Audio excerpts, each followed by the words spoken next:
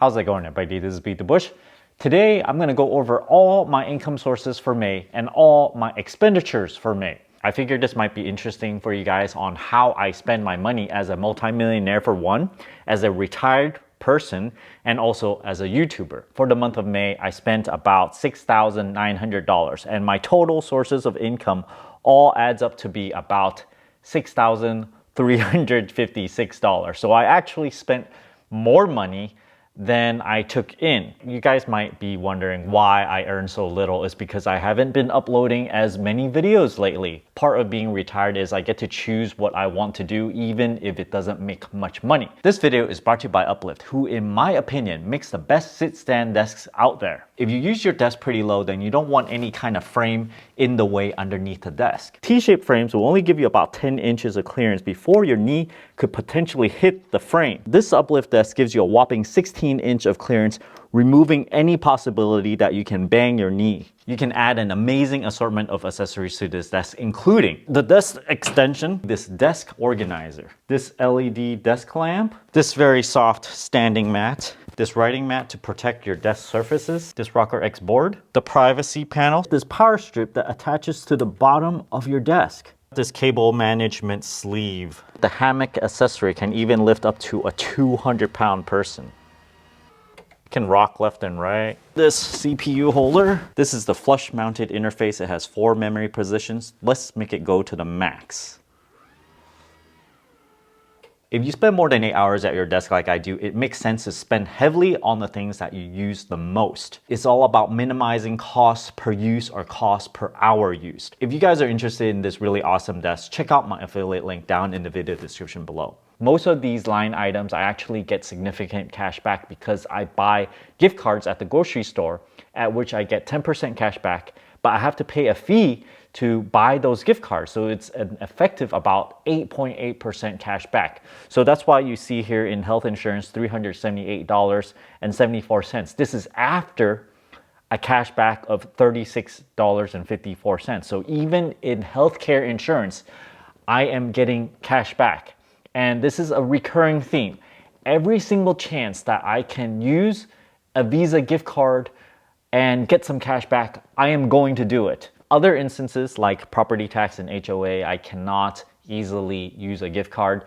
Therefore, I don't have any cash back. You see my gas and electric suspiciously low at $28.51, especially with gas and electric prices increasing lately. That's because I use OhmConnect, available now in California, Texas, and also in New York. I spent about $57 charging my car at home. But how come my electric fee is only about $28? I actually got about $110 cash back from OhmConnect. They credit my PayPal account and then I deposit into my bank. So this is an effective of how much I pay PG&E. Keep in mind though, I am in the Diamond Rewards tier and I'm a very active user of OhmConnect. My internet has increased to $66. This is $10 more than before. The promotional period ran out. $51 for water. Trash is $20. I don't pay a monthly fee or a yearly fee for Mint Mobile because I have a lot of referrals from there. It probably will go for another 7 years if I just use it at the current rate. If you guys are interested in OhmConnect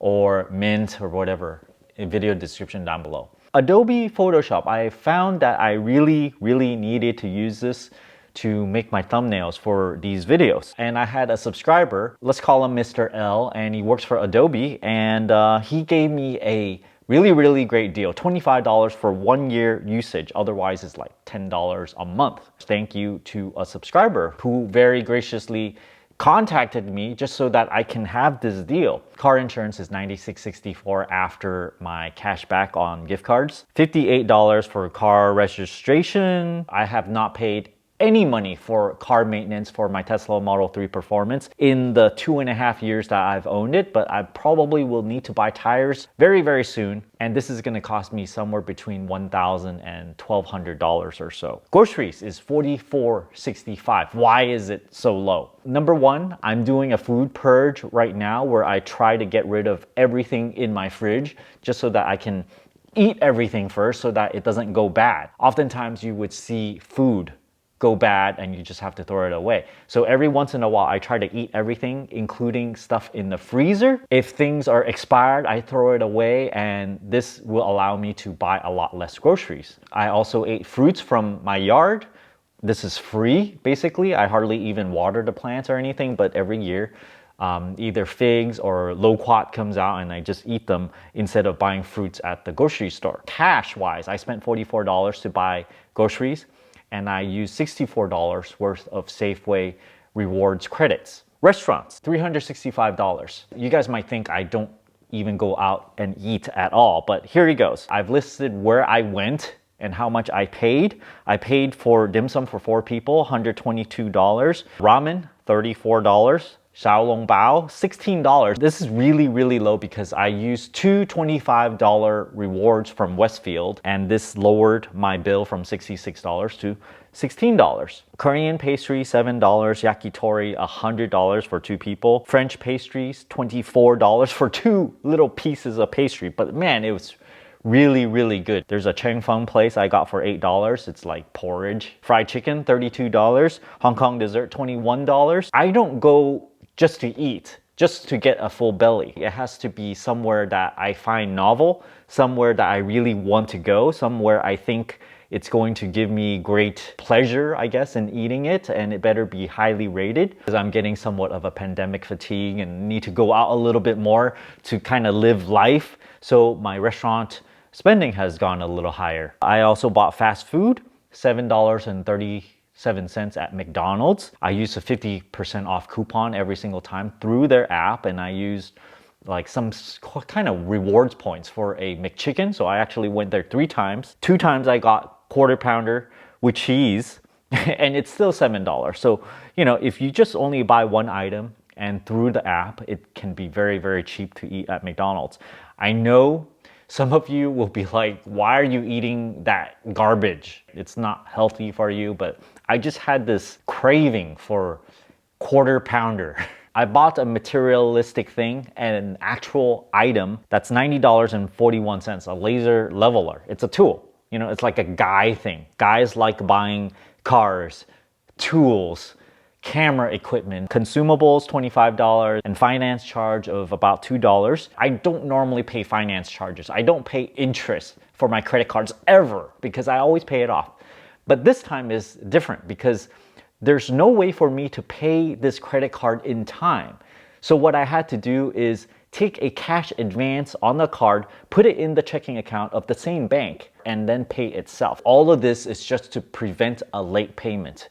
I just had some mix-up where I didn't have enough money in that bank. So all of this totals up to $1,657.10. It's about $20,000 a year. But in the beginning, I mentioned I spent $6,000 some dollars instead. There are some atypical spending, things that I spend very infrequently, maybe once every 4 or 5 years, such as this fence job that I never had to do for like 10 years, right? This is house upkeep type of money, and it cost me $2,630. And I also bought this particular camera that you guys are viewing me from. This is the Lumix GH6.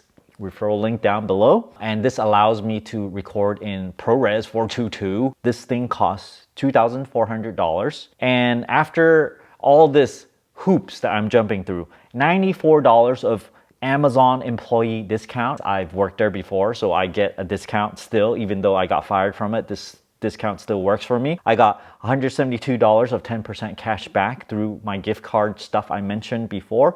$18.23 of discount through the Chase Freedom 5% rewards on Amazon. On top of this, after I do all this expenses and stuff, I can write it off on my business expense. The compact flash reader for $52 and a compact flash card, a 512 gigabyte card for $435. All of this of atypical spending of $5,247. And if you add up everything, it's $6,904. Onto my income, YouTube, I make from this channel and my 2 other channels, $3,234. Now this has reduced significantly. Last December, I think I earned something like $9,000 in one single month. So it fluctuates greatly. When it's at $3,200 or so, it kind of gets me worried because my minimum spend, it's around $1,500. I like it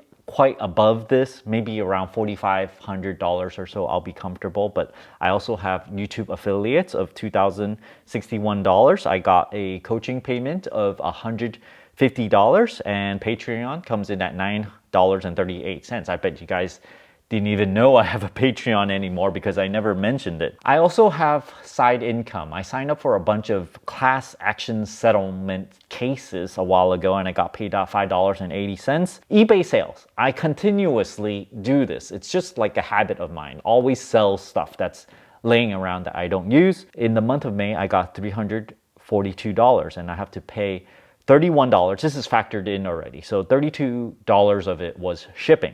Keep in mind that this particular year, I think they changed the tax laws around. All of that money that you earn from eBay, it's going to come to you in a 1099. So you're going to have to justify what all those things cost you. So if it costs you nothing, you're going to have to pay taxes on all those profits. But if you're actually selling at a loss, if you bought something for $100 and you sold it for like $80, then you don't have to pay taxes on those. Facebook Marketplace sales, I sold something for $40, so all of this adds up to $388. I also made some side change on credit card churning, checking account churning, credit card bonuses, cash back, and things like that. So I signed up for the Upgrade checking account, $400 back from that. I got some Chase deals, $20, point redemption, $9, Bank of America point redemption, $11, Bank of America shopping cash back, $26, Acorn subscription. It actually charged me $5 and then I got $50 cash back through Swag Bucks. I don't recommend doing Swag Bucks for the surveys or anything, but every once in a while I might sign up for a credit card through Swag Bucks. All of this adds up to be $511 and all of my income sources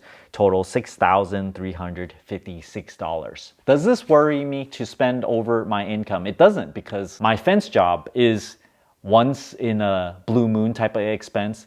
This camera, it's once in a blue moon, so I don't really look at it in terms of this particular month. The next month after that, the spending, it's gonna be a lot lower. It's gonna drop back down to what, like $1,500 or so. I hope you guys enjoyed this video and just kind of have a glimpse of how I spend my money. I am pretty frugal typically, and whenever I can get cash back, rebates, I do it. Sell stuff on eBay, sell stuff on Facebook. It adds up quite significantly because truly I thought I probably only made $3,000 to $4,000, but when I add up all those side sources of income, wow, I didn't even know I made $6,000 until I made this video. Thank you for watching this video. Don't forget to give me a like and subscribe for more. Thanks for watching.